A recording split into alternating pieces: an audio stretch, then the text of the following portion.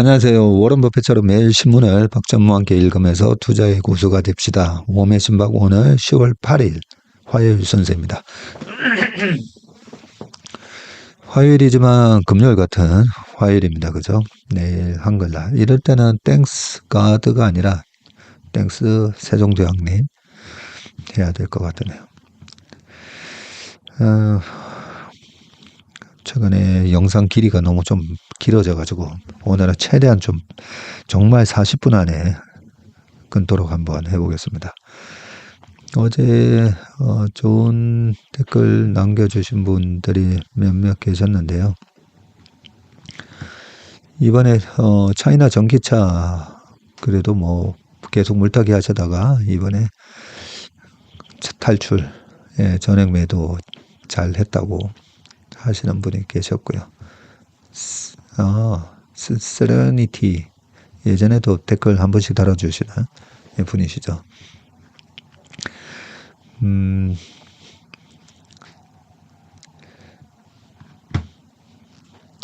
음악을 들으면서 같은 곡이라도 연주자들마다 어떻게 다르게 연주하는지, 그렇다면 나는 어느 연주자의 곡이 좋은지 탐색하는 시간은 늘 축복이라는 생각이 듭니다. 우리 마비님은 약간 예술적, 특히나 음악 쪽에 조예가 깊으시고, 보니까 그 프로필 사진에도 바이올린과 악보가 올라가 있는 거 보면 굉장히 음악에 조예가 깊으신 분이라는 생각이 듭니다. 경제 상황을 놓고도 전문가들마다 어떻게 다르게 해석하는지, 그렇다면 나는 어느 분의 말씀과 논리가 더 맞다고 보는지 스스로 판단하는 시간도 참으로 귀하다고 생각합니다. 라고 하셨습니다. 조성진 씨랑 또 임윤찬 씨랑 똑같은 쇼팽의 녹턴을 연주를 한다고 해도 약간 다르잖아요. 베토벤의 월광을 들을 때도 약간 다릅니다.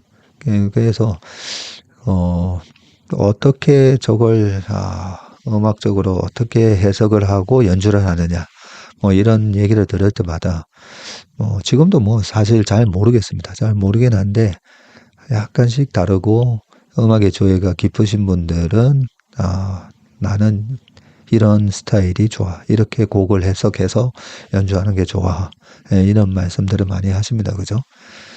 좋은 말씀이신 것 같습니다. 어떻게 보면 내가 어떤 방송, 어떤 사람을 많이 듣는가 보면 나의 취향과 굉장히 비슷하게 듣는 경향은 있습니다.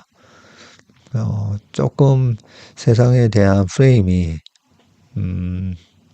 우리나라 경제나 우리나라의 앞으로의 미래나 여러 가지 경제적인 걸로도 내가 어떤 프레임을 갖고 바라보는가에 따라서 내가 골라서 듣는 것도 알고리즘이 계속 그런 거 틀어주잖아요, 보면. 그런 측면에서 저는 나름대로 약간 좀 낙관주의자입니다. 낙천주의자고 낙관주의자다 보니까 시장이 좀 안 좋았을 때 낙관적으로 좀 많이 해석을 하려고 하고요. 그 낙관적인 해석을 또 좋아하시는 분들이 듣기도 하고, 오히려 경제는 저 같은 경우에는 나와 반대되는 성향의 그런 내용을 보는 것도 중요하다고 생각합니다. 그래서 제 방송에도 보면 계속 약간의 악플을 계속 다시는 분들 있잖아요. 근데 보면 완전히 나쁜 악플이 아니고요. 네 생각이 그거 아닌 것 같은데 약간 이런 식의, 보면 인격적으로는 크게 그렇지는 않다고 보는데 저분의 투자 스타일이, 저분은 투자 스타일이 약간 공격적인 추세 추종형이라기보다는 소외된 거, 그리고 소외된 가치주를 좋아하시는 분들이 시장의 성장주 투자에 대해서 굉장히 좀 보수적이시거든요. 그렇다 보니까 약간 그런 성장주에 대한 낙관적인 전망이나 이런 거에는 굉장히 민감하게 반응을 하시거나 댓글을 남기시는 경우도 좀 많기 때문에, 그러면서도 저분은 근데 왜 계속 여기 와서 계속 방송을 보시지 하는 거 생각해 보면, 본인하고 성향이 다르기 때문에 박전무가 뭐라고 얘기하나, 예, 계속 그걸 듣는 게 아닌가, 뭐 그런 생각도 합니다. 그래서 저도 마찬가지고요. 저도 지난번 8월 달에는 시장을 아주 안 좋게 보는 분들 유튜브 방송을 제가 다 봤거든요. 네, 혹시 제가 틀릴 수 있으니까 저분들의 논리는 뭔지, 네, 그렇게 많이 봅니다. 네, 좋은 말씀 해주셨고요. 근데 참 제일 밑에 정말 중요한 말씀 적어 놓으셨죠. 겨자씨만한 믿음이 있다면 그 믿음대로 이루어진다는 말씀을 믿고 살아갑니다. 그래서 우리가 어떤 믿음을 갖고 살아가는가, 어제 최경주 선수처럼 거죠. 네, 좋은 믿음, 나는 잘 될 거다라는 그런 믿음을 갖고, 투자도 마찬가지입니다. 투자도 당연히 우리가 그 돈 한 3, 400만 원 벌려고 한 달에 엄청 열심히 일을 하잖아요, 보면. 거기서 600, 700을 벌려면 더 열심히 일을 했었어야 되는 거고. 근데 주식 투자 3년, 4년, 5년 하고 내가 월 얼마를 쉽게 버는 그런 수준이 될 수 있을까요? 그거는 아니지 않습니까? 그죠? 하지만 꾸준히 벌써 3년, 4년, 5년 꾸준히 하시다 보면 제대로 된 그 나쁜 사이비 종교 같은데 막 이런데 쫓아다니시면 안 되는 것처럼, 예, 그래도 뭐 유동훈 상무님이나 업계에서 나름대로의 본인의 그 데이터를 가지고 막 얘기하시는 분들 있잖아요. 뭐 김영희 교수님도 마찬가지고, 데이터를 가지고 얘기를 하시는데, 저 부분은 저기서 해석을 왜 그렇게 하지? 네, 내가 그렇게 계속 생각하는 버릇을 기르다 보면 우리가 그러거든요. 나이가 들수록 이 암기력이나 이런 거는 떨어지는데, 김영석 교수님이 그러셨나? 나이가 50, 60이 넘어가면 사고력이 풍부해진다고요. 생각하는 힘. 네.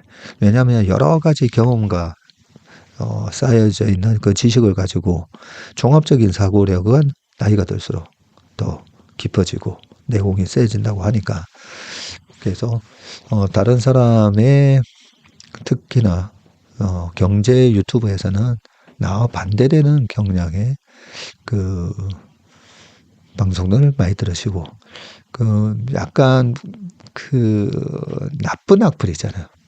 그 나쁜 악플을 쓰시는 분들은 우리 채슬리 TV에는 거의 없지만, 그 나쁜 악플을 쓰시는 분들은 어떤 마음이 드냐면, 예, 최근에 지금 미국에서 정말 메이저리그에서 새로운 역사를 쓰고 있는 우리 오타니 쇼헤이 선수가 고등학교 적었던 만다라던가요. 거기 보면 그렇게 돼 있잖아요. 쓰레기를 줍는 이유가 남이 흘린 운을 내가 줍는다라는 마음으로 쓰레기를 줍는다고. 그래서 내가 쓰는 그 유튜브 댓글에 악플들이 있잖아요.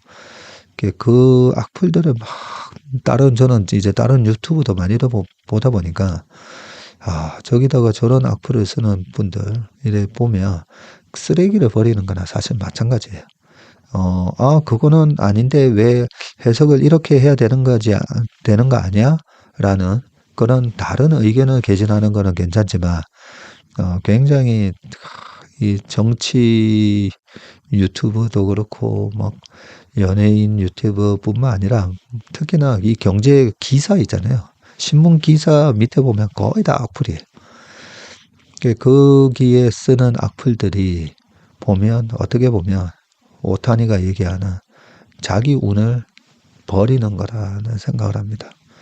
그런 분들이 그런 게 안타깝죠. 오타니는 남이 그렇게 함부로 버린 쓰레기를 주우면서, 그리고 자기 노력과 그죠, 신념, 올바른 오랜동안 기간 동안의 그 훈련에 의해서 지금의 오타니가 된 거잖아요.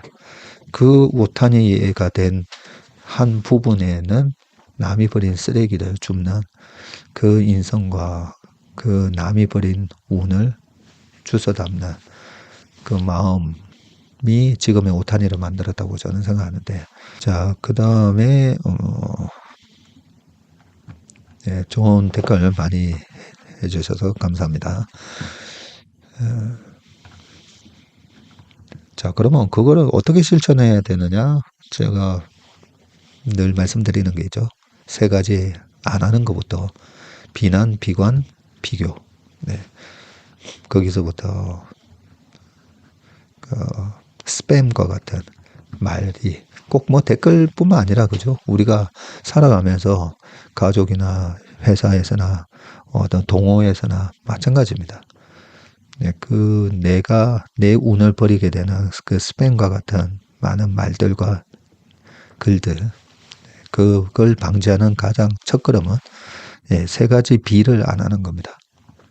비관, 비교, 비난. 네. 자, 그러면 기사로 넘어가 보도록 하겠습니다. 오늘은 40분 안에 한다고 해놓고 지금 벌써 3,000포로 빠져가지고 11분이 흘러갔습니다.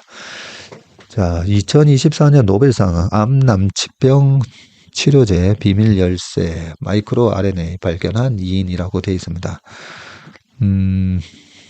최소한 그죠? 우리가 신문 읽으면서 올해 노벨상은 어떤 사람들이 받았는지, 어떤 걸로 받았는지 이런 거는 좀 알아야 되니까 좀 어렵더라도 가져왔습니다.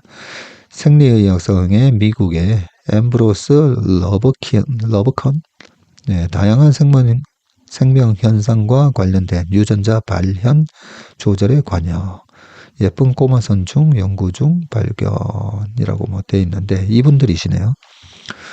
이제는 얼굴을 이렇게 사진을 볼 수 있어 좋다 그죠? 빅트 앰브로스 교수, 게리 러버컨 교수시네요. 약간 사이먼과 가펑클이 나오는 가수분 사이먼과 가펑클이면 이렇게 생기신 분이 사이먼인가요? 가펑클인가요? 네. 그리고 게리 러버컨 교수님도 약간 락 같은 거요. 젊었을 때 좋아하셨을 것 같은 그런 이미지다 그죠? 올해 노벨 생리의학상은 유전자 조절에 중요한 역할을 하는 작은 RNA 분자인 마이크로 RNA 발견에 기여한 과학자 2명에게 돌아갔다. 생물이 발달하고 기능을 하는 방식의 근본적인 역할을 담당하는 마이크로 RNA의 존재를 밝혀내 생명과학 패러다임을 바꿨다는 평가인데, 특히 암 등 주요 난치병을 고칠 수 있는 차세대 치료제 개발과 관련해 단초를 얻을 수 있을 것으로도 기대된다. 스웨덴의 카롤린스카 의대 노벨위원회는 7일 2024년 노벨 생리의학상 수상자로 빅트 앰브로스 미국 매사추세츠 의대 교수, 71세시군요.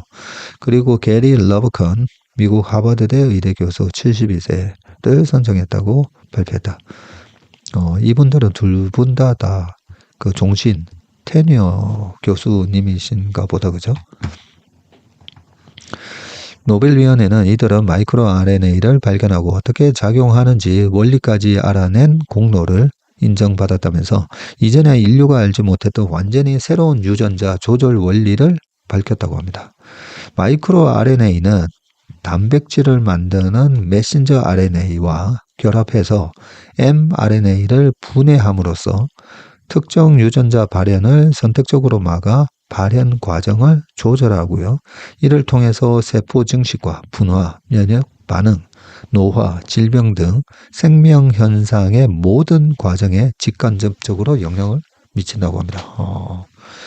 앰브로스 교수는 3년 실험실에서 이 마이크로 RNA를 처음 발견한 인물이시군요. 그러니까 노벨 의학상이나 이런 상은 한 30년 지나야 돼요. 그죠? 예쁜 꼬마 선충의 성장을 조절하는 유전자를 연구하던 중에 마이크로 RNA의 한 종류인 린4 존재를 처음 확인했고, 마이크로 RNA가 세포 내에서 선충의 발달 과정을 정교하게 조절하고 있는 현상을 탐지한 것이라고 합니다.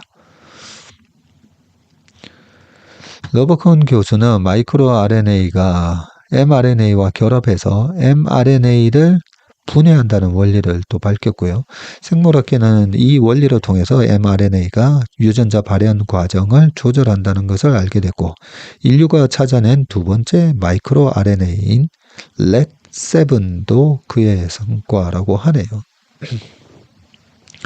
김성수 경희대 의대 명예교수는 두 사람의 연구에서 마이크로 RNA를 향한 인류의 탐구가 촉발이 됐고, 여러 종류의 마이크로 RNA를 발견하고 역할을 밝히는데 이 연구들이 근간이 됐다고 합니다. 장수환 서울 아산병원 교수도 암과 심혈관 질환, 파킨슨병 같은 다양한 신경질환 질병에서 유전적 조절 메커니즘이 어떻게 작동하는지 밝혀내는데 기여했다면서 이를 통해서 새로운 치료법을 개발하는 데 중요한 기틀을 마련을 했다고 합니다. RNA 관련 연구가 노벨상을 받은 것은 작년에 이어 두 번째다. 지난해 생명의학상은 mRNA 연구로 코로나 백신 개발에 기여한 드루 와이스먼 미국 펜실베니아대 교수와 커리코 커틀린 바이온텍 수석 부사장이 받은 바가 있습니다.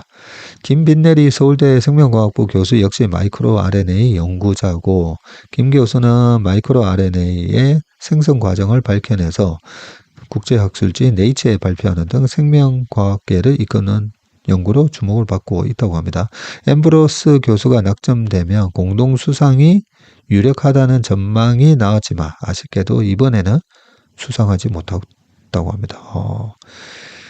한편 이번 노벨 생리의학상 수상에는 예비 노벨상으로 불리는 레스커상이 또 한 번 빛을 발했다는 평가도 나오는데요.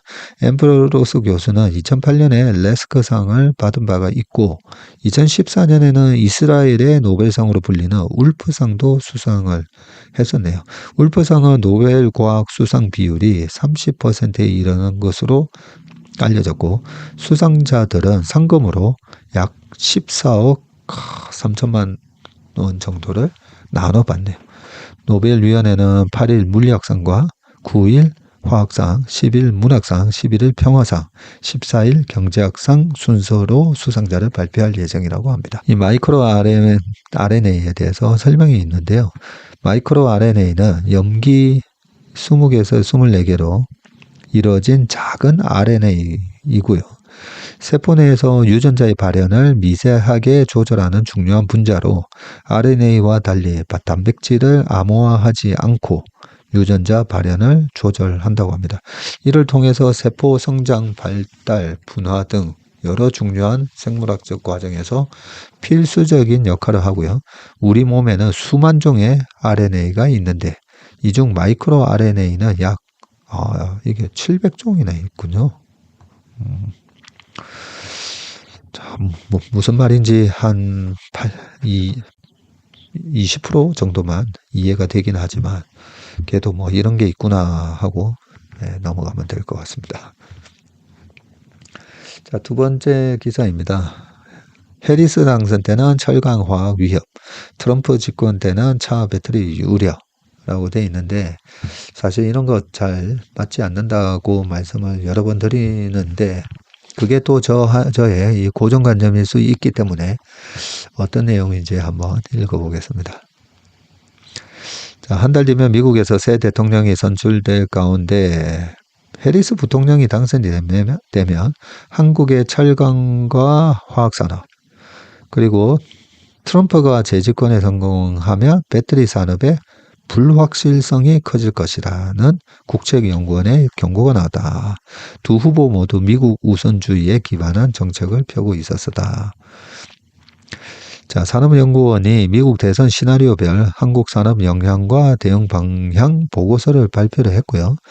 산업연구원은 해리스 부통령이 당선될 경우에는 노동과 친환경 부문에서 비관세 장벽이 심화되고 이는 국내 철강과 화학산업의 교육 조건을 악화시킬 수 있다고 전망을 했습니다.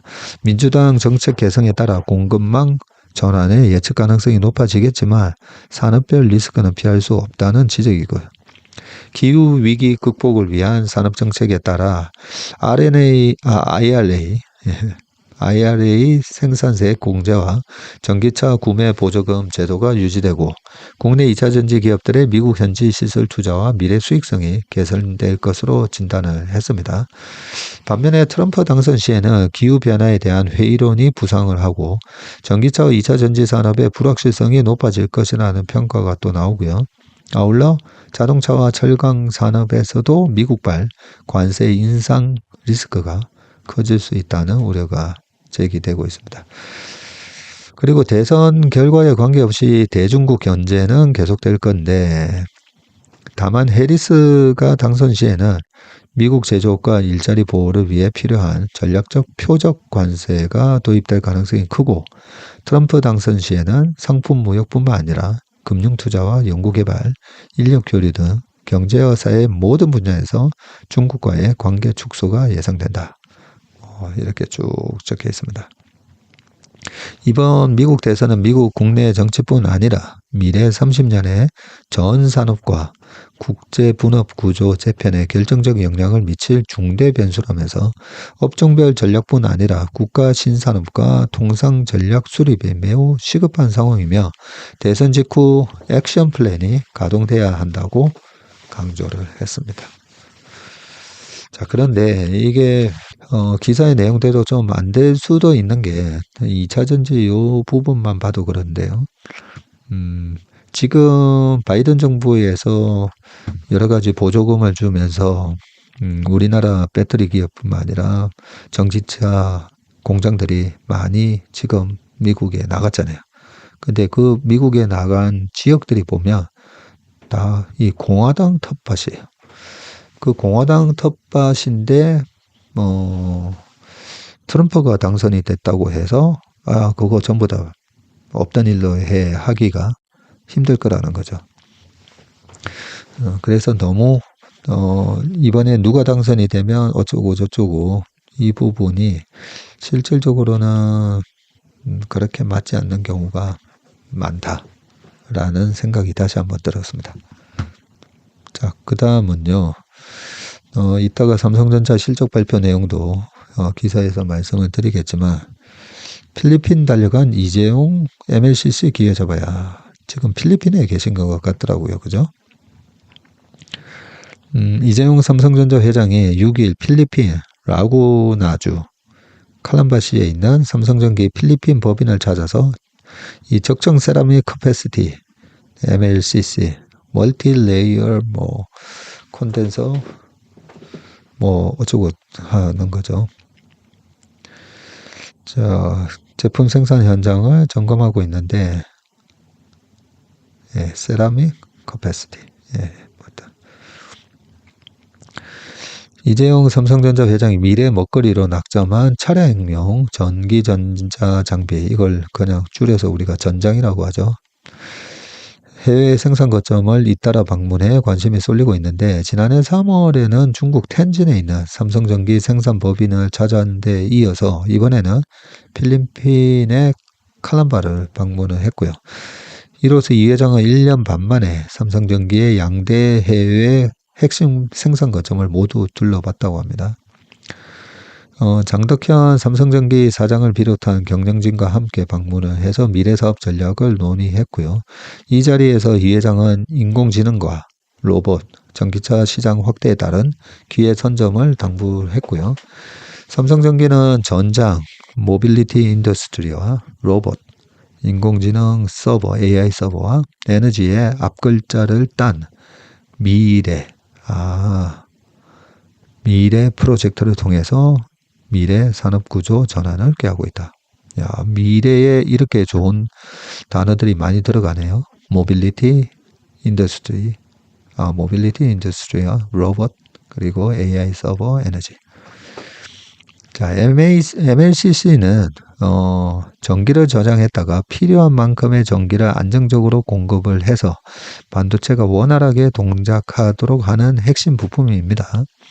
전자산업의 쌀로 불리고 최근에는 전기차와 자율주행 기술 발달에 힘입어 전장 사업의 핵심 부품으로 떠올랐습니다. 요거는 이 한강이나 보면 보가 있잖아요. 예, 물이 어느 정도 차면 그 다음에 흘러내리고 하면서 물을 안정적으로 이제 공급하게 하는 것처럼 전기를 이렇게 볼을 쌓아 놓고 안정적으로 전기가 막 그냥 그런 보호가 없이 비가 많이 오면 확 물이 많아졌다가 비가 적을 때는 또 적게 들어왔다가 예, 그 전기의 공급이 불안정하면 안 되거든요. 그걸 MLCC가 해결해주고 있다라고 보시면 되고요. 스마트폰용 MLCC는 전화기 한 대에 1000개가 들어간답니다. 와. 그리고 전기차에는 18,000개에서 2만 개가 필요하고요.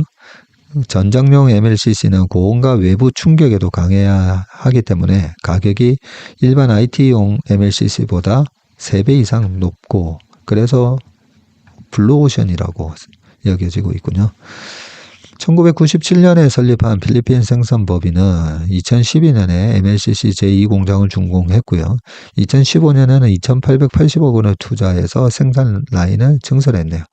부산과 텐진 생산법인이 함께 핵심 생산 거점으로 성장을 했고 필리핀 생산법인에서 2000년부터 IT용 MLCC 인덕터를 생산해 오다가 전기차 자율주행차 시장 급성장에 따라서 고성능 전장용 MLCC 추가 생산도 지금 검토를 하고 있다고 합니다. 전장 사업을 삼성의 미래 먹거리로 낙점한 이 회장은 지난해 3월 텐진 사업장을 찾은 데 이어서 올 6월에는 수원 사업장을 방문해서 신사업 개발에 성공하라고 격려를 했고요. 2020년과 22년에는 삼성전기 부산 사업장을 찾아서 MLCC 생산 현장을 점검하고 변화 속도가 빨라지고 있다. 선두에 서서 혁신을 이끌어 가자며 미래 시장 선점을 위한 적극적인 대응을 주문을 했다고 합니다. 이 회장 지시에 따라 삼성전기는 전장용 MLCC 사업에 힘을 주고 있는데 전기차와 이 첨단 운전자 보조 시스템이 ADAS 시장 성장에 발맞춰서 전장용 MLCC 매출 1조 원 달성 목표도 세웠다고 합니다. 앞으로 부산을 MLCC용 핵심 소재 연구 개발과 생산을 주도하는 첨단 MLCC 특화 지역으로 육성하고 중국과 필리핀을 IT 전장용 MLCC의 글로벌 핵심 공급 거점으로 운영할 계획이라고 하네요. 자, 업계에서는 이 MLCC 시장이 지난해 4조 원에서 28년에는 9조 5천억 원으로 시장이 마켓이 2배 이상 성장할 것으로 전망한다고 되어 있습니다. 자, 요즘 중국 시장이 아주 뜨겁습니다. 그냥 뜨거운 정도가 아니라 엄청나게 핫한데요. 한번 내용을 읽어보겠습니다. 아시아 증시 최근 일주일 순 유출은 인도, 대만, 한국에서 이 돈이 유출됐네요. 예, 저희도 펀드 플로우를 계속 체크하고 있는데 한국은 반도체 때문에 한 3주 연속 유출된 것 같습니다. 자, 급반등을 보이는 중국 증시에 투자하기 위한 글로벌 자금 리밸런싱이 진행되는 가운데 월가에서는 랠리 지속 가능성을 두고 엇갈린 전망이 나오고 있다고 합니다. 국경절 연휴에 본토 증시가 휴장한 동안에도 홍콩 증시는 상승을 이어갔지만 지금 랠리가 계속되려면 부동산 경기 회복이 급선무라는 지적이 있고요. 증시에서 아시아 증시에서 유출된 자금 이렇게 한국이 한 9억 5천만 달러니까 한 1조 3천억 정도 돈이 나갔다 그죠? 하지만 지난 7월 이후 중국 증시로 유입된 자금을 집계하지는 않았으나 전문가들은 아시아 신흥국 내 비중국 국가에서 중국으로 자금 리밸런싱이 일어난 것으로 보고 있다고 하고요. 미국의 빅컷 이후 신흥국으로 자금 유입이 진행돼야 하는데 중국 정부의 부양책이 촉발한 랠리에 글로벌 투자 자금이 중국으로 간 것이다. 이달 들어서 외국인 투자자의 순매도가 집중되면서 인도 센섹스 지수는 오히려 5% 빠졌습니다. 그동안 중국의 투자 대안으로 주목받아온 인도가 최근 들어서 제조 부진까지 겹쳐서 주가를 조정받은 탓이고요. 자, 요게 중요하죠. MSCI 신흥국 지수의 비중을 보면 우리가 아직까지 선진국 지수 못 들어가고 지금 이머징 마켓 MSCI EM 지수에 들어가 있습니다. 중국이 24, 중국이 4분의 1이다, 그죠? 그 다음에 인도가 21, 대만이 18, 그리고 한국이 11%. 야, 계속 줄어들었네요. 예전에는 한 7, 8년 전만 하더라도 한 15%대였었는데 많이 줄었네요. 그동안 액티브 펀드들은 중국 비중을 줄여왔고요. 상해, 홍콩 지수의 급상승으로 벤치마크를 하회한 펀드들이 지금 공격적인 리밸런싱으로 중국 비중을 채우고 있습니다. 월가에서는 낙관론과 신중론이 지금 엇갈리고 있고요. 모건 스탠리는 연말까지 정책금리 인하로 향후 2, 3분기 동안 성장률을 3에서 5%로 올릴 수 있다고 전망하면서 증시에서 추가 10% 상승이 나올 것으로 예상을 했고, 골드만삭스 역시 CSI 300 목표가를 4,000에서 지금 4,600으로 상향 조정을 했습니다. 다만 부양책이 실제로 실행되지 않은 단계인데다 중국 부동산 시장 문제와 미국 대선을 앞둔 시점에서 미중 갈등 리스크를 고려할 때 그간 상승폭이 과했다는 판단도 나온다. 레이먼드 마 인베스코 홍콩 중국 담당 CIO는 국경절 휴장 직전인 지난달 24에서 30일 중국 증시를 보면 일부 주식은 3, 40% 뛰어서 확실히 과대평가됐고 역사적 고점에 달한 종목도 있다면서 결국 펀더멘탈로 돌아갈 것이라는 고려하면 중국 비중을 서둘러 늘릴 필요가 없다고 분석을 했고요. 린숭 ING 수석 이코노미스트도 주식시장으로 자금이 쏠릴수록 중국 국채 가격이 하락할 수 있고 이에 따라 국채 수익률과 금리가 급등하며 오히려 경제 뇌관인 주택시장 침체를 부추길 수 있다고 지적을 했고요. 결국 중국 소비 침체와 디플레이션의 원인이었던 부동산 문제가 해결돼야 랠리를 이어갈 수 있다라고 얘기를 했습니다. 지난달 26일 정치국 회의에서는 부동산에 대한 전향적인 입장에서도 주택시장 회복의 키는 가계가 지고 있는데 일단 부동산 정책 발표 후 선전시의 신규 주택 거래량이 전년 대비해서 10배가량 늘었습니다. 10월 1일에는 하루에 1,600채 넘게 거래되는 등 일선 도시에서도 지금 온기가 번지고 있습니다. 다만 한국 투자자들은 앞다퉈 중국 증시 하락의 베팅에 나섰는데 그래요? 한국예탁결제원에 따르면 지난달 28일부터 이달 4일까지 한 주간 국내 투자자들이 가장 많이 순매수한 해외 주식은 디렉시온 데일리, FTSE, 차이나 베어 3배짜리 양이네요. 양. ETF를 제일 많이 샀다고 합니다. 이거는 떨어지는 거에 배팅하시는 거는 상당히 좀 위험한데요. 3배짜리 그것도. 네.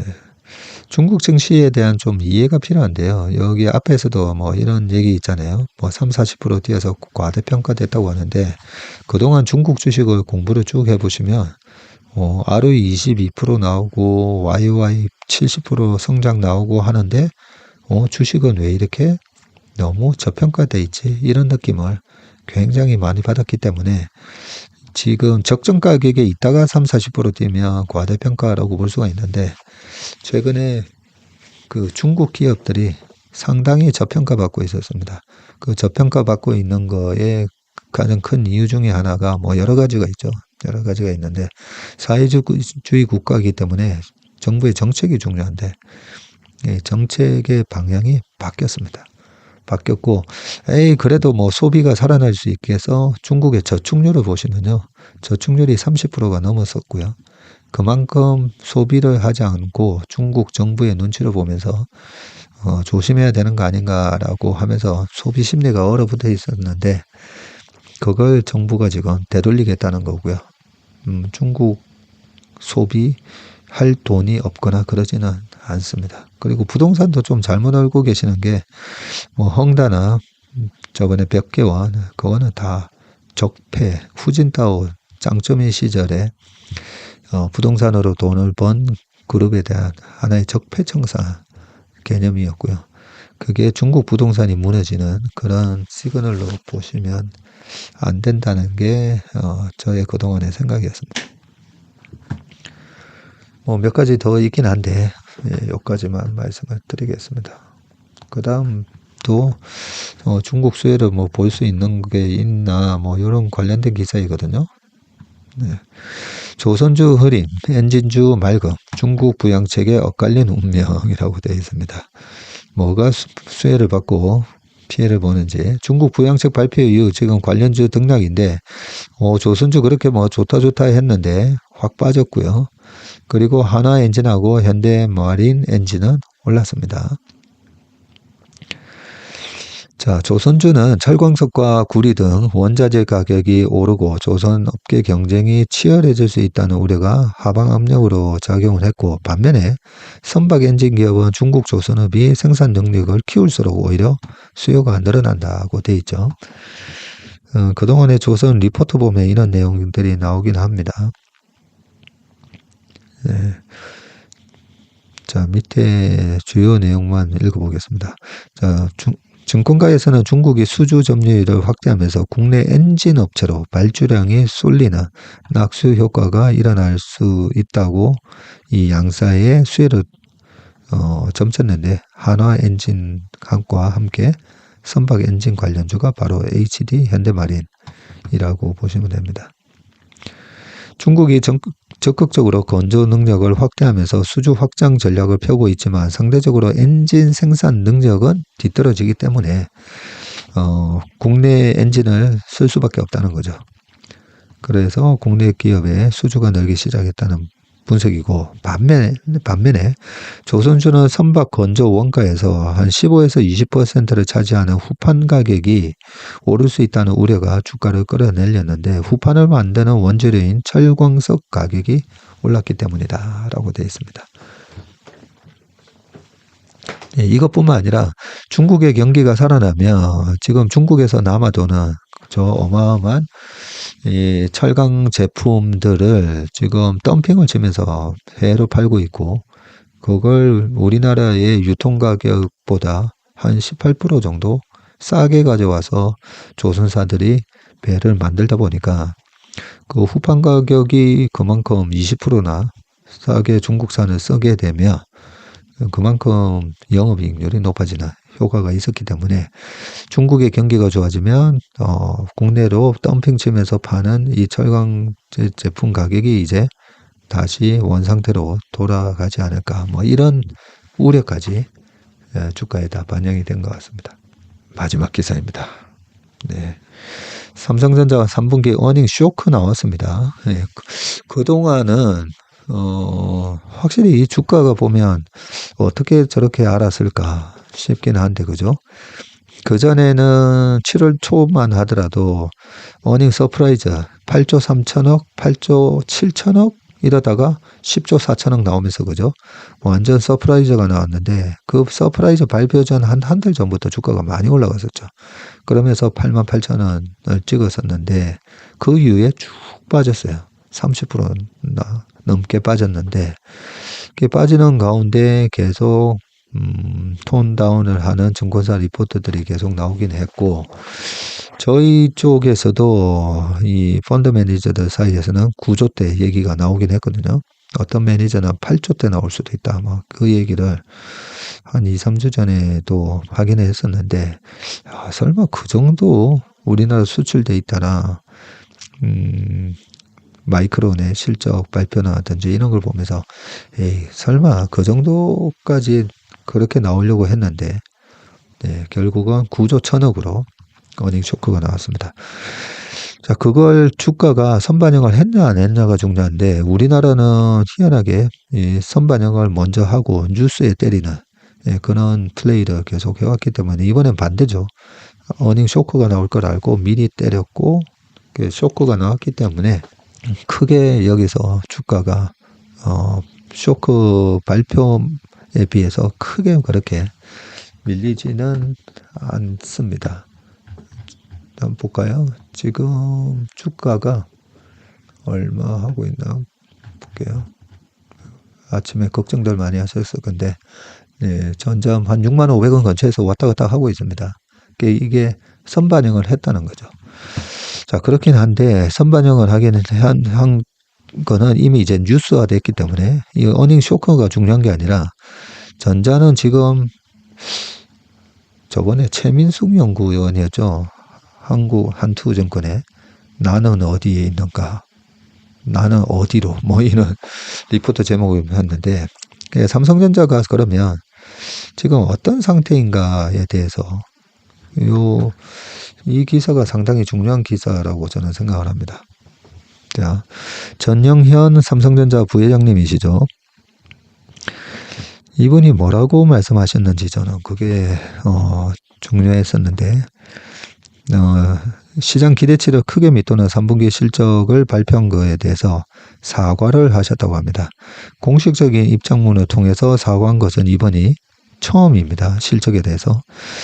자, 전 부회장은 시장의 기대에 못 미치는 성과로 기술 경쟁력과 회사 앞날에까지 걱정을 끼쳤다. 근원적인 경쟁력 회복을 위해 철저히 준비하겠다고 밝혔고요. 실적은 뭐 다 아는 거니까요. 넘어가고 이 전 부회장 메시지 전문을 좀 읽어보겠습니다. 고객과 투자자 그리고 임직원 여러분께 말씀드립니다. 전자를 늘 사랑해 주시는 고객과 투자자 그리고 임직원 여러분.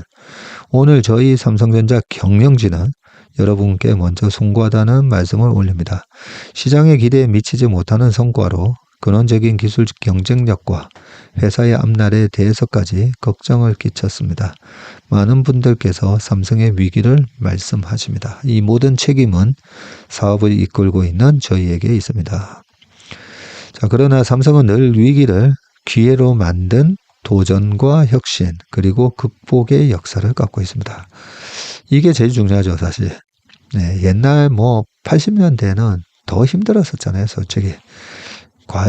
감히 일본 반도체를 넘볼 수 있을까?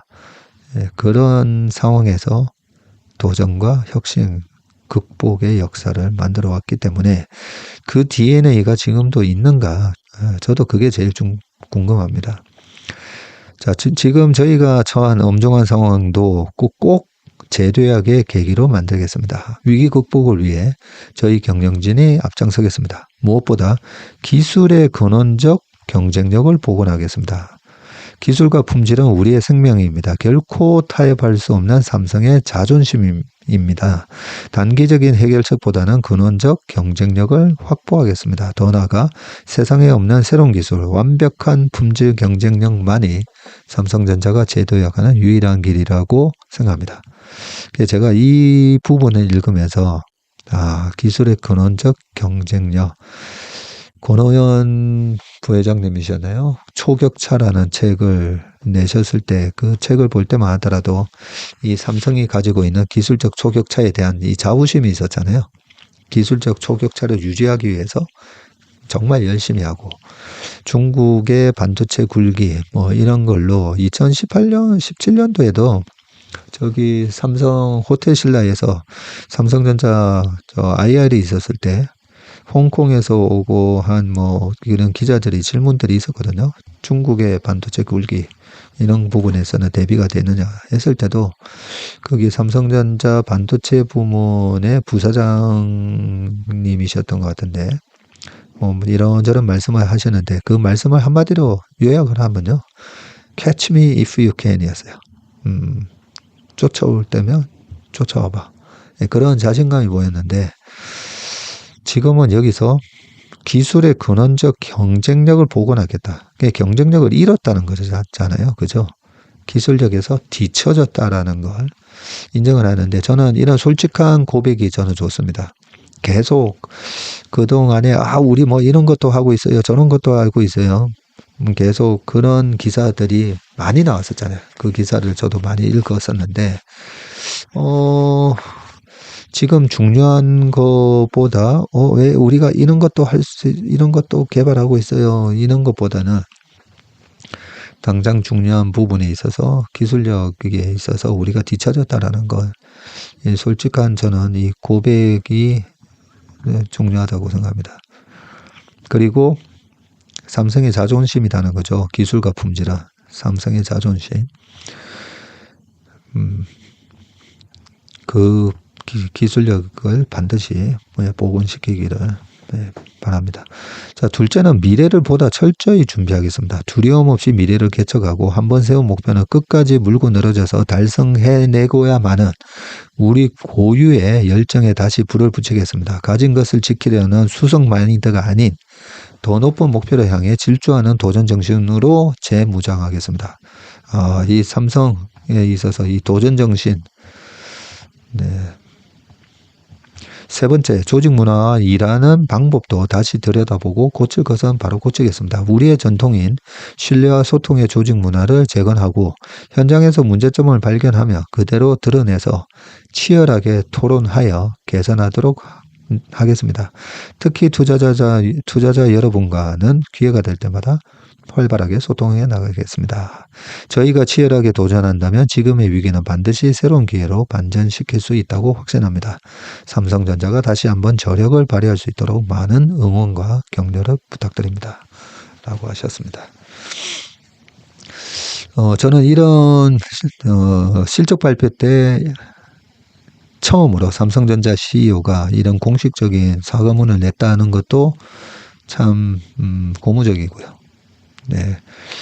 우리가 이번에는 이러이러해서 실적 살짝 좀 안 좋게 나온 거예요. 라는 것보다는 이 솔직한 고백들이 되게 좋았습니다. 저는. 그리고 여기 보시면 조직 문화와 일하는 방법, 요 얘기도 지금 많이 나오고 있잖아요. 그죠? 언론에서 이 부분에 대한 지적을 많이 했습니다. 이 부분도 개선해 나가겠다라고 했고, 또 하나가 제가 보면 이 현장에서 문제점을 발견하면 그대로 드러내서 치열하게 토론하여 개선하도록 하겠다. 이걸 보면서 어떻게 보면 내가 이 자리에 오기 전에 그 전에 조직 문화는 문제점이 발견이 됐는데도 드러내지 않고 우리 잘할 수 있습니다. 이제 곧 콜 테스트 통과될 겁니다. 라면서 그렇게 했었다라는 그런 지적이 있다라고 저는 생각합니다. 그래서 나는 그렇게 하지 않겠다. 문제점 발견되면 바로 드러내서 어떻게 개선할 건데 이렇게 바꾸겠다라고 하셨습니다. 저는 여기다가 한마디만 좀 더 말씀을 드리고 싶은데 그전에 권오현 부회장님이나 그전에는 윤종용 부회장님 등등 이 삼성을 강하게 만들었던 그 경영진들이 있잖아요. 저는 삼성이 팀 쿡이나 이 미국은 사티아 나델라가 2014년에 회장 취임해가지고 지금 12년째 하고 있잖아요. 팀 쿡도 마찬가지고요. 그러면 저는 그 잘한 경영진이 계속 했으면 좋겠어요. 근데 삼성은 나이 제한도 있고 그다음에 이 총수하고의 나이 이런 것도 있다 보니까 그런 건지는 모르겠지만 만약에 이번에 전영현 부회장이 이 위기를 정말로 기회로 돌려놓으신다면 저는 삼성에서는 그 잘한 경영진을 좀 끌고 가는 그럴 필요가 있지 않나 생각합니다. 그전에도 보면 저렇게 좋은 성과를 냈는데 그러고 나서 그 다음에 고문으로 이렇게 계속 넘어가셨죠. 모르겠습니다. 제 생각이 맞는지는 모르겠지만 전문 경영인이 잘하면 저는 계속 끌고 가는 그런 문화가 그래 해야 그 전문 경영인이 나도 한국의 사티아 나델라 한국의 팀 쿡처럼 할 거야라는 그런 비전을 스스로 설정하고 그 밑에 직원들도 그런 정책의 어떤 일관성이 있는 거잖아요. 저분이 내년에도 계속 한다고 합니다. 그렇게 좀 바뀌어야 되지 않나 그런 생각을 해봅니다. 네, 오늘 웜의 신박 결국은 40분 안에 못 끝냈습니다. 네, 오늘 하루도 행복한 하루 되시고 내일 푹 잘 쉬시고요. 저는 목요일 날 다시 돌아오겠습니다. 고맙습니다.